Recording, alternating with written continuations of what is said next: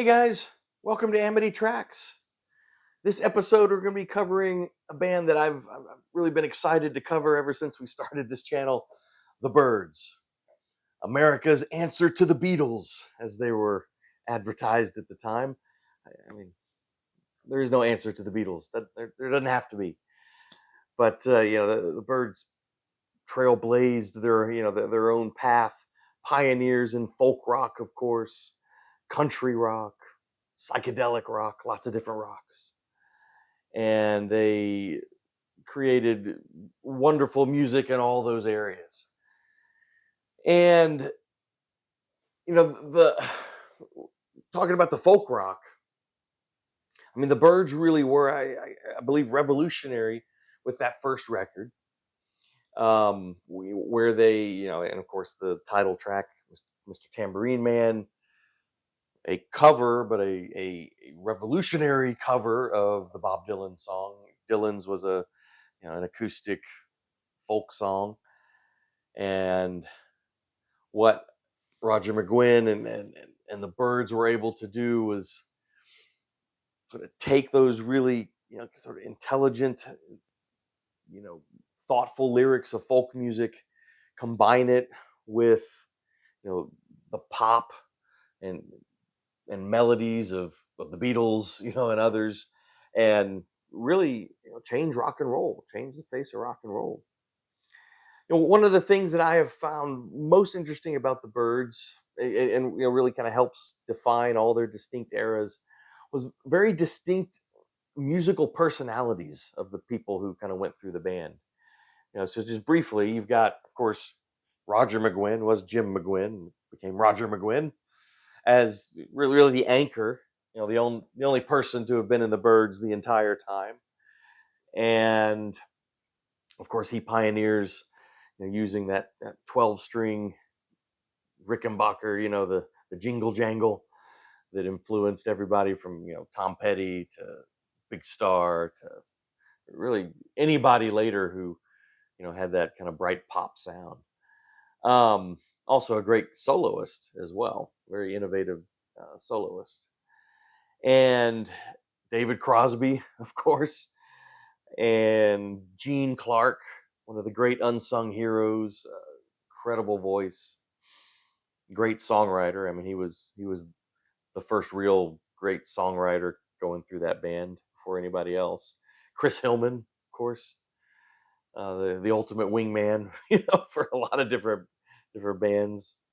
Um, Even Graham Parsons, right, had a short stint in the Byrds, and the amazing Clarence White, pioneer in country rock guitar playing, flat picking on the acoustic, even creating what was called the B bender, to try and simulate the pedal steel effect on a guitar, and just jaw dropping solos, country inflected, but also rock and roll solos from Clarence White, who left us way too soon. Um, yeah, just all these really distinct, fascinating musical personalities who went through the Byrds. And what's cool is, while they all contributed to the whole, each was allowed to express their own distinct personalities, while they were in the Byrds. And obviously, you got to talk about those harmonies, those vocal harmonies that are, I don't know, second to none. I don't know. I can't think of anyone who was better. I mean, you can talk about the Beach Boys, you can talk about the Beatles harmonies, but I mean, the Byrds are up there. Byrds are up there. Simon Garfunkel, CSN, whatever. All right. So what we're gonna do is, as usual, as a way to kind of go through and talk about these albums, I'm gonna rank them according to me. Just my preference from worst to best. Say a few things about each one as we go. It's kind of a fun way to just talk about the records. And then at the end, if you want to stick around, we can address compilations and other things. Briefly address sort of the different paths all these artists took post Byrds. It's like a family tree, and you can follow all the branches with Crosby and Parsons and Hillman and all these guys, McGuinn after the Byrds, right? Like all these guys. So yeah, we can talk about that too. But let's get to the records. So you got 12. You have 12 records that the Byrds put out. I find things of worth on all of them, even these bottom ones. But same token, even at the high end of the list, there are some faults even in those records. It's frustrating because there didn't have to be, and we'll talk about that as we go. But I've got all this stuff on vinyl, so I'm going to be showing the vinyl.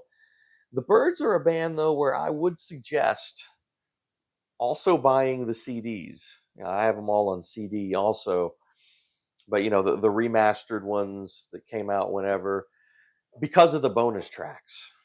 Um, that they had some fantastic, singles only stuff, B-sides, just outtakes that didn't make these records. And some of those extras are much better than some of the songs that made the records. I think the Byrds needed a better editor or whatever. And so I would really recommend getting those CDs because those bonus tracks on those discs are essential. Yeah. So let's get into it. Well, something has to be at the bottom. And so at number 12, I do put 1971's Farther Along, which is really, in essence, the final Byrds album. Now, I know there was one more that came out later or after, which we'll talk about, which was a reunion of that original lineup. But that was kind of a one-off thing. And this is the final record, or Byrds record of them as sort of as a working, continuing band, I think.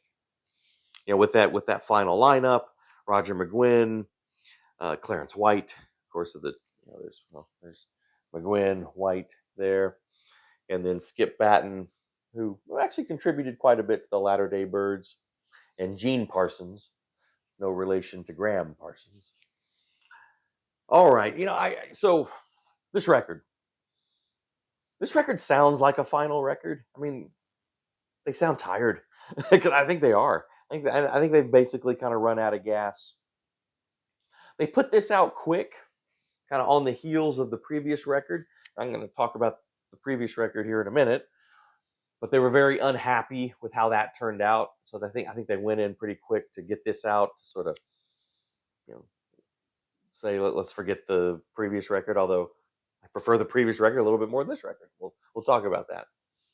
But I'll talk about why they were so unhappy with that when we get to it. This is sort of a return to that latter day sound. Very country influenced, of course, with Clarence White there. There's some good songs on here. Tiffany Queen's a nice opener, good rocker. To me, the one absolute keeper, beautiful song is Bugler. Bugler is it's a gorgeous song, I think, about a dog. Yeah, but whatever. It is a beautiful, beautiful song. But honestly, beyond those two, Tiffany Queen and Bugler, uh, not much here stands out. It's well played. Of course, these guys are superlative musicians to the end. But it's just the songs, and I don't know, just there's something intangible that is just sort of, like I said, off. They're tired. They're tired. All right, coming in at number 11.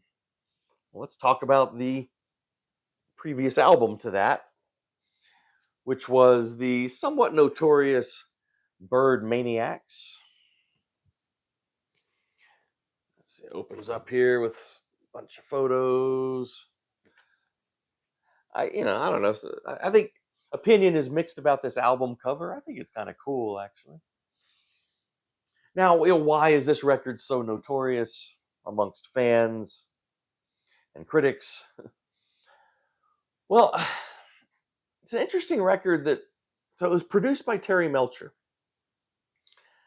And so the story goes, the Byrds, they went in and laid down these tracks, and it sounded actually kind of like latter day Byrds. And then they kind of left the tunes in Melcher's hands. And that's where things went wrong, supposedly, because Melcher, I don't know, felt that these songs needed more. So really, without their knowledge or permission, he added, horns and strings and all kinds of, background singers, all kinds of extra stuff to kind of make this sound a lot bigger. And it is kind of strange. It doesn't quite sound like the Byrds, I guess. I don't think it's all bad though. I trust is cool. I want to grow up to be a politician. It's fun. Kathleen's song is beautiful. I don't know. There has long been hopes that a different version of this would come out with all that extra stuff stripped away, so we could hear sort of how it was actually intended by the Byrds. I don't know if we'll ever get that, but yeah, I think the extra stuff kind of makes it interesting. You know, it sets it apart a little bit. And I'm going to be honest. I mean, kind of like with this, the previous or farther along we just talked about. I don't know if stripping that stuff away or adding it or any of it does anything to really make the difference in that. These aren't. I don't think overall these aren't a great batch of songs anyway. So yeah. All right. Number 10. Number 10 is interesting. Number 10 I mentioned. It is the official final Byrds album, and it is called Byrds. There you go. And it was a much ballyhooed reunion of that original lineup after so many years. The original classic lineup of the Byrds: Roger McGuinn, David Crosby, Chris Hillman, Gene Clark, and Michael Clark on drums. And those five hadn't really been together since really fully the second album. Although, the five were involved in parts of the third album, but Gene Clark kind of took off at some point during that time. This was produced, I believe, by David Crosby, put together by Crosby in some ways. And you can tell I love you can tell who's kind of the biggest star at the time, because there's Cros right in the middle there, and all the other guys around him. This was kind of a one-off. I believe it was, who was it? David Geffen. I'm trying to remember who it was who's kind of the impetus of this, and sort of convinced all of them to do this. And they had all kind of gone their separate ways and were doing their own things. I think part of it was a big cash in. They thought they could make a lot of money on this. This was hyped. I mean, the return of the Byrds, right? The original Byrds. And so I think in that context is why it was seen as such a disappointment, such a failure, and all that. But I think the passage of time has dulled some of that a little bit, those expectations. And I think if you just take this on its face, just as an album, I think it's good. Is it great? No, but it's good. It's a good listen. I think it was Chris Hillman who admitted that none of them really brought their best songs to the table, because they were all still working on their own projects, stuff, and so they were kind of saving those songs, maybe their best songs, for their own stuff. So they kind of brought some leftovers. That's fair. Um, Except for Gene Clark. I mean, Gene Clark is the one who really shines on here. He brings his A game. A Full Circle. It's a great song. Changing Heart is real nice. Um, the other guys, yeah, they're not bad songs though. It's kind of interesting, the Byrds, who are so famous for doing, Bob Dylan covers, right? I mean, that's how they transformed those covers, was how they revolutionized music in the first place. They don't do any Dylan covers here, but they do two Neil Young covers, which is interesting. Cowgirl in the Sand and See the Sky About to Rain. and they're fine. They're fine. If I remember, I think Gene Clark sings both of those. Yeah, like I said, Gene Clark's kind of the hero on here. But anyway, again, you put it on and just listen to it just as a record without all of the baggage, and I think it's a fine listen. It's good. Okay, and that was 1973 was when that came out. So number nine is kind of a sleeper for me. It's generally not well regarded in the overall Byrds catalog. It's kind of seen as a transitional record, and it is.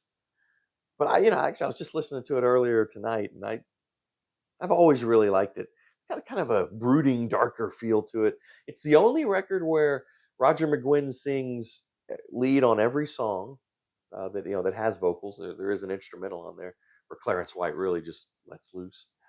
But I'm talking about Dr. Byrds and Mr. Hyde. Dr. Byrds and Mr. Hyde.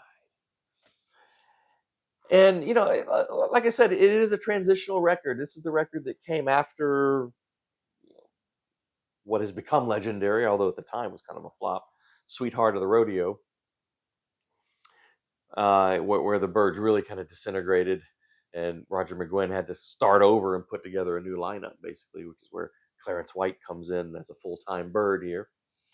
Yeah, I mean, Nashville West, which is that instrumental where Clarence White really cuts loose. It's awesome. King Apathy the Third, I like. Bad Night at the Whiskey, I've always liked. It's kind of brooding. Drugstore Truck Driving Man is pretty good. It's kind of a yeah. So there's now yeah. Actually, that song Drugstore Truck Driving Man was written by McGuinn and Graham Parsons, although Parsons is no longer here.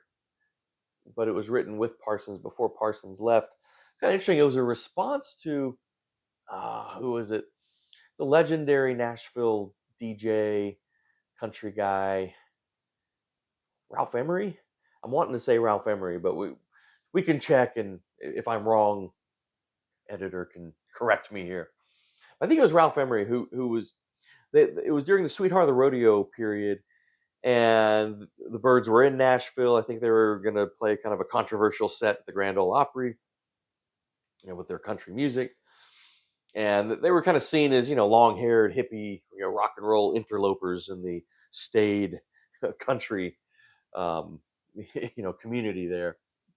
And Ralph Emery, I think, was doing an interview with them and was just really dismissive and kind of a jerk to him.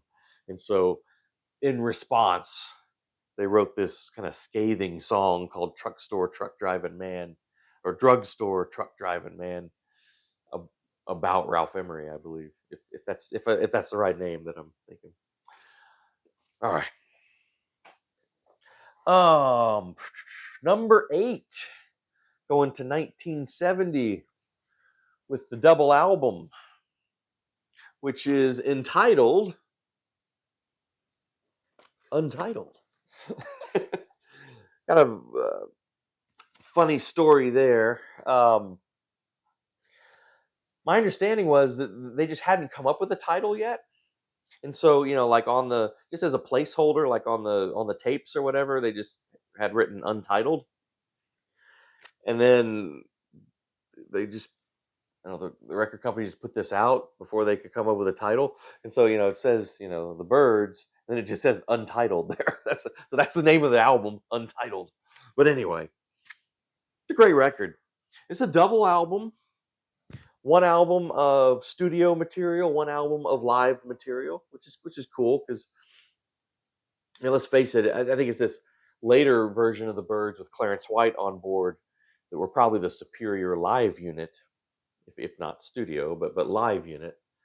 And so it's cool to get some live stuff. Now there is to take up the whole side. If I remember right. Yeah, it does. Takes up a whole side version of 8 Miles High, which I don't know. Depends on my mood, I guess. Sometimes I find it really intriguing. Sometimes it's kind of tedious. Maybe it's both. I don't know. Lover of the Bayou is also a nice tune on that live record. But I think it's the studio record that's the real winner there. There's some good stuff on there.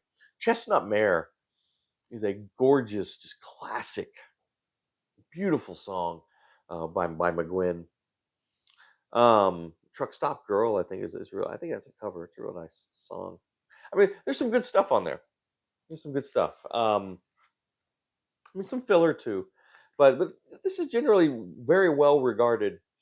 Some people look at this as the best of sort of that later period Byrds. Maybe I don't know, but that's where I have it. Okay, number 7 is where I do have Sweetheart of the Rodeo. Ah, I might get some flack in the comments for this. I don't know. I know that's low for a lot of people. I know. I mean, there's some people who put this at number 1. I guess I really don't see why, but I like it. I mean, I like it.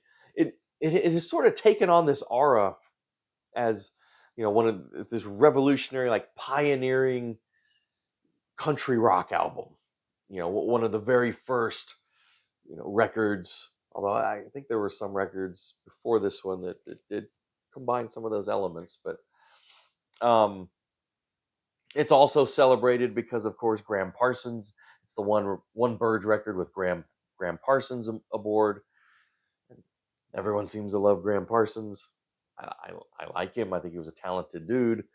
I don't quite get the Parsons worship, but um, yeah, I don't get the pioneering country rock thing with this. I don't hear a lot of rock on here. To me, this just sounds like a country album. This just sounds like a country record. I don't hear a lot of sort of hybrid fusion of rock and country. I just hear a really good country record on it. That's what I hear. I don't know. I love "You Ain't Going Nowhere," which was a Bob Dylan tune, of course. They do a great version of that. Um, it was kind of interesting, and I don't remember some of the reasons. I think there might be conflicting reasons. Some say that it was just sort of ego after, you know, Graham Parsons already kind of out the door. I've read other places that it more had to do with kind of contracts and different record labels and who sort of had rights to Parsons versus the Byrds and all that. But McGuinn takes almost all the vocals on here. Again, if you get for there might be some deluxe edition on vinyl. I'm sure there is, but I just have it on. If you get the CD version with the bonus tracks, they have a lot of these songs with Parsons taking the lead vocals, and I actually I kind of prefer mostly the Parsons versions. I think. Um, so it's another place where the CD is really worth getting, or if there's some deluxe vinyl version of this, which there might be. But yeah, I mean, Hickory Wind, 100 years from now, nothing was delivered, which I think is another Dylan. I think it's another Dylan song. I think I don't know. Yeah, I mean, great country record, but I just prefer a lot of other stuff over it, including number 6, which I know people think I'm crazy for putting this over that, but like I said, it's a personal list. But I do prefer the Ballad of Easy Rider over Sweetheart of the Rodeo. I just do. Also, kind of a lot of country elements, but a little bit more folk in there too. Now, the Ballad of Easy Rider was, meant for, of course, the film Easy Rider, right? Um, yeah, it's just there's some nice country stuff on here. Jesus is Just All Right, which I guess most people probably know the Doobie Brothers version of that song, but was originally a Byrds song, and it's on here.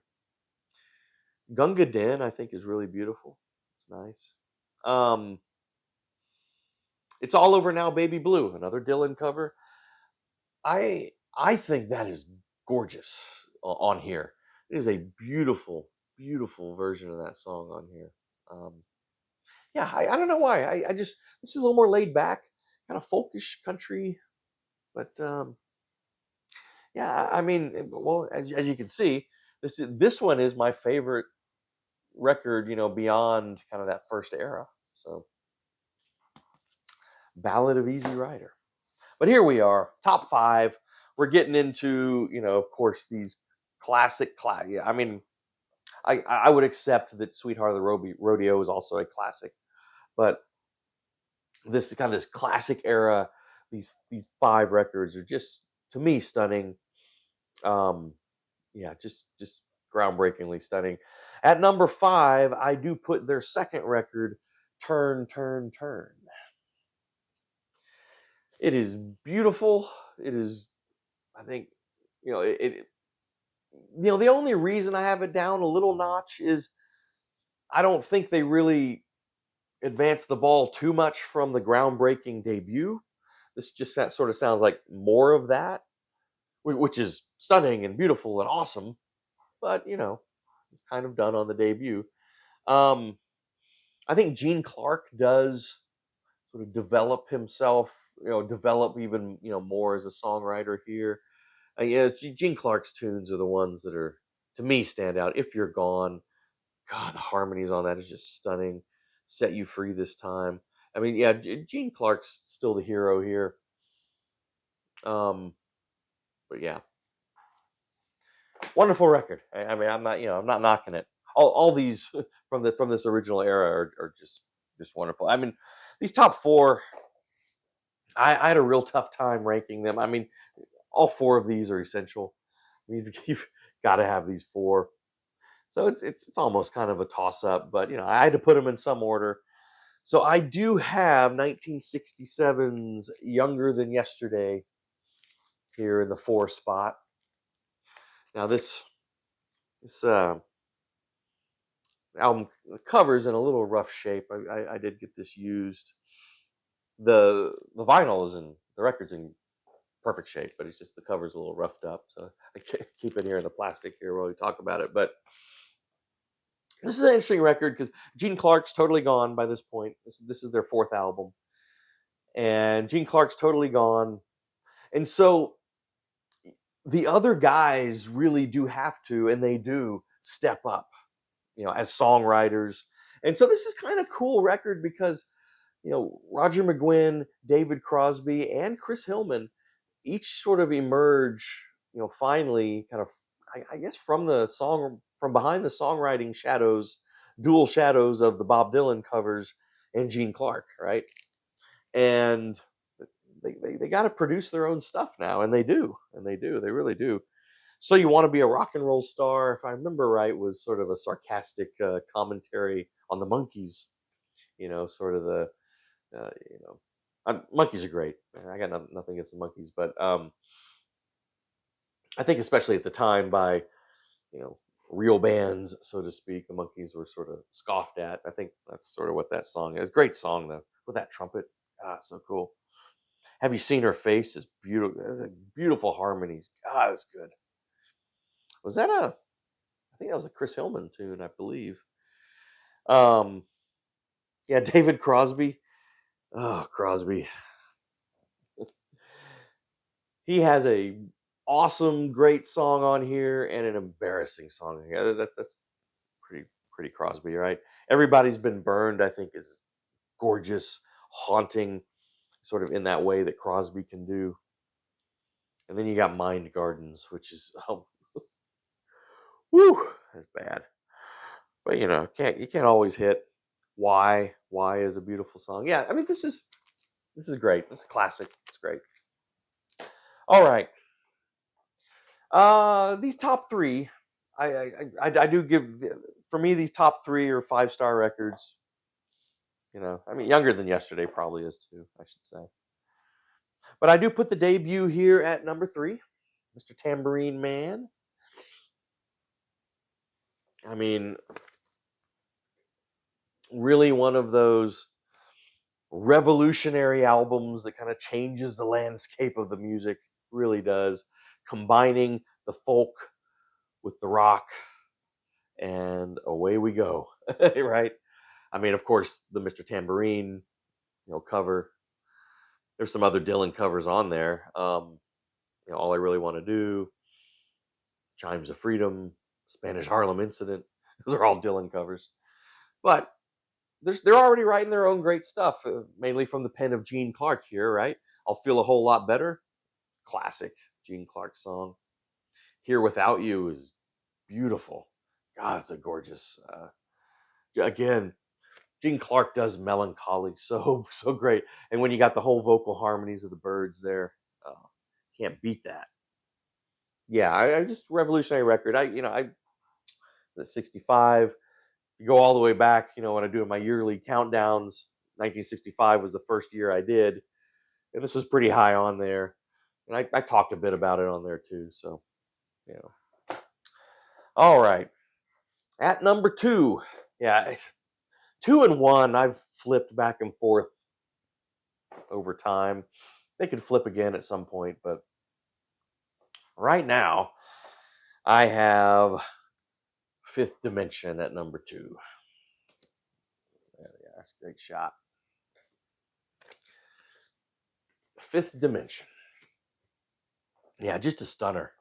Just a stunner. 5D, Mr. Spaceman.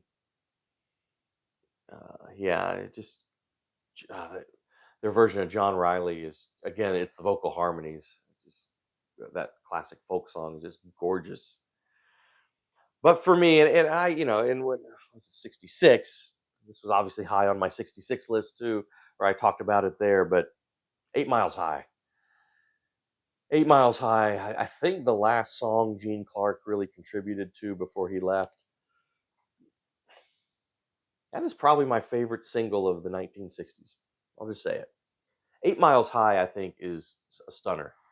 Stunning vocal harmonies, soaring chorus. I mean, literally soaring chorus. Um, just, wonderful lyrics for that time. That guitar intro from Roger McGuinn, which he said was inspired actually by John Coltrane. And I can hear it. I mean, it's manic, it's revolutionary, it's just all those elements together in just this stunner of a single. Yeah, I mean, 8 Miles High is, I can't get enough of that song. But this whole record is great. But like I said before, and this is the record where it's really the example. There are a few throwaway tracks, even on here. I mean, the greatness way outweighs throwaways, so it's still way up there. But if you get that CD version and get those bonus tracks, what's really frustrating is you hear that, okay, they actually did have some other tunes they could have put in the place of a throwaway instrumental like Captain Soul, or a pretty tepid version of Hey Joe, or the 242 Foxtrot. These sort of futuristic experiments that they would throw on every once in a while. I think Roger McGuinn was so fascinated with, um, with all this technology. Um, yeah, but yeah, those complaints aside, what is here is just so great. It's essential. It's essential. I mean, psychedelic rock, folk rock. It's all here. Raga rock, as they called it. It's all there. Well, all right. Those of you who know your Byrds know what's left. At number one, I do have the Notorious Byrd Brothers. The Notorious Byrd Brothers, where they are essentially, through most of this, down to a trio.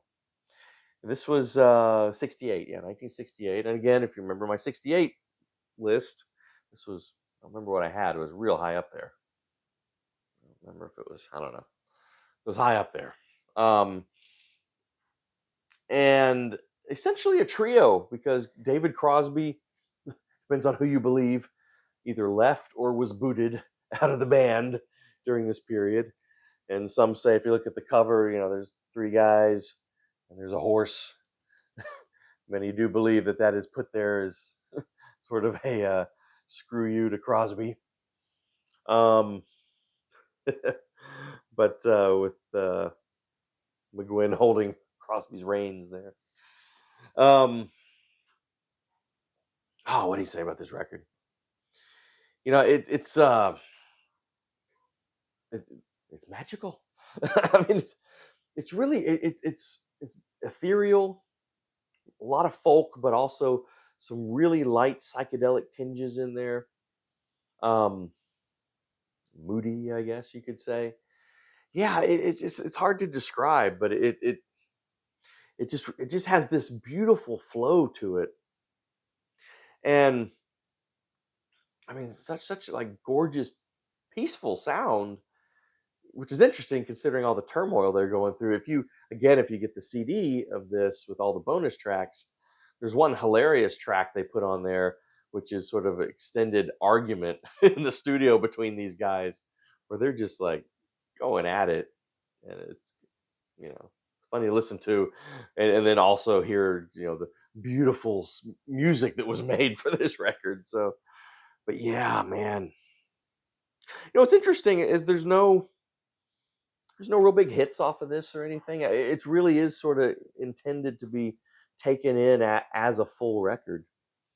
Um, Going Back is nice. Draft Morning is gorgeous. Wasn't Born to Follow has kind of some psychedelic stuff in there. Dolphins Smile. I mean, it's just, yeah. You just gotta listen to it. Gorgeous, gorgeous record. If I remember right, one of the big bones of contention, which was the final straw, Crosby wanted his song Triad on here, which was his Menage a Trois song. Very Crosby.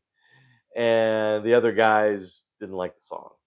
Now, it was cool again if you get the CD with the bonus tracks, the Byrds version of Triad is on there. I think they were kind of wrong. I mean, it's a good song. It's actually a really good song. Probably should have been on here. I always kind of consider it on here, even if it's not. Just it's just part of this record. Anyway, there you go. All right, so there's my countdown of the Byrds, one of my faves. So, if you want to stick around for a few more minutes, we can talk compilations. We can talk, maybe a little bit of live stuff, and we can, look at some of the different branches where people went from the Byrds. Well, one thing that is essential to get, I think, is Pre-Flight. Now, Pre-Flight has multiple album covers out there. This is the one I got, but this is a collection of kind of an earlier session or sessions prior to the release of the debut. And so these are some rough cuts. Like there's a kind of a rough Mr. Tambourine on here. I Knew I'd Want You. So some songs that were Here Without You. Some songs that were, I think, cleaned up a little bit. By the time they got to recording the actual debut, but they're interesting and they're good. A little rougher. And then some other songs that really are available here, and very much a showcase for Gene Clark, I think, here. But yeah, I mean, if you're a Byrds fanatic, you gotta have Pre-Flight, right? Um, I mean, one of the compilations. I think I don't know, everyone had this, right? I mean, everyone kind of started here, right? Byrds Greatest Hits. This is just one of those. I mean, you shouldn't stop here, but this is a perfect intro, at least to that first era, because it is just that first era, but it's just you know packed from start to finish. There's not a dud on here, and it goes through those first four records. Yeah, so Mr. Tambourine Man, Turn Turn Turn, Fifth Dimension, Younger Than Yesterday. It covers that era. Oh, well, there it is. And it's what is it? Yeah, it's just like 10, 11 tracks. Just real tight, but just incredible, intro to the Byrds, I think. And man, I don't know. I think everyone started with this, right?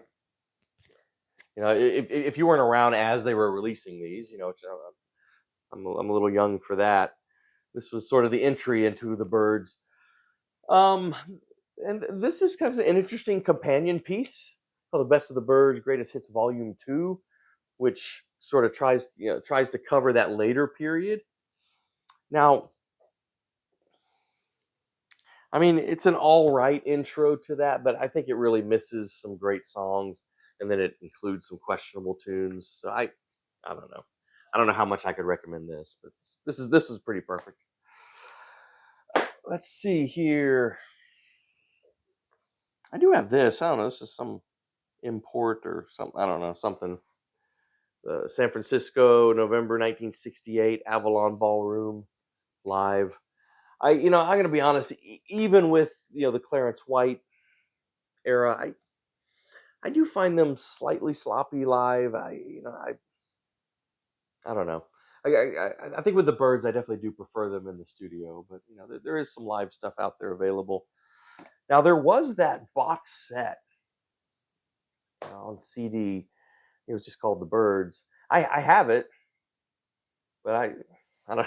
All I could find was some of my CD booklet covers, that came with it. But it was a four CD box set, and it was pretty revelatory when it came out because it had a lot of those extra tracks that ended up as those bonus tracks on those reissued CDs later.